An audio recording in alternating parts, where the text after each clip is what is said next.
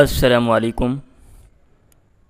تاریخ کا شوق رکھنے والے معزز دوستو، آج ہم بات کریں گے نصب الرایہ لاحادیث الہدایہ اور اس کے مصنف کے بارے میں۔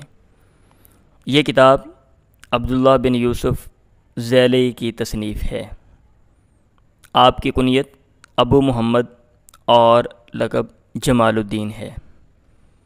آپ زیلہ میں پیدا ہوئے۔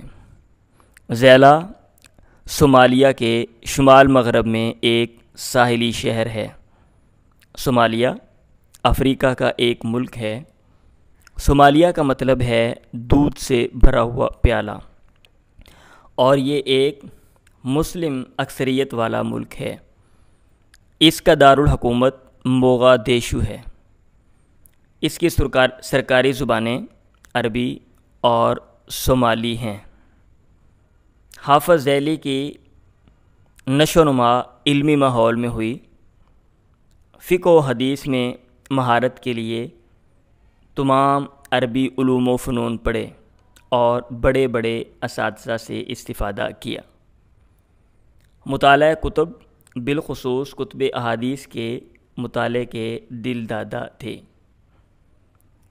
اسی شوق کی وجہ سے آپ نے نصب الرایہ لاحادیث الہدایہ لکھی۔ یہ کتاب تخریج کی کتاب ہے۔ مصنف نے کتاب الہدایہ میں بطور استشہاد پیش کی جانے والے احادیث کی اسناد بیان کی ہیں اور علم جرح و تعدیل کی روشنی میں ان اسناد کی وضاحت کی ہے۔ یہ کتاب حدیث اور علوم حدیث میں ان کے تبحر اور مصادر کثیرہ کے بارے میں وسعت اطلاع پر دلالت کرتی ہے۔ مصنف نے حق بات کے بیان میں کسی طرح کا مذہبی تعصب نہیں برتا۔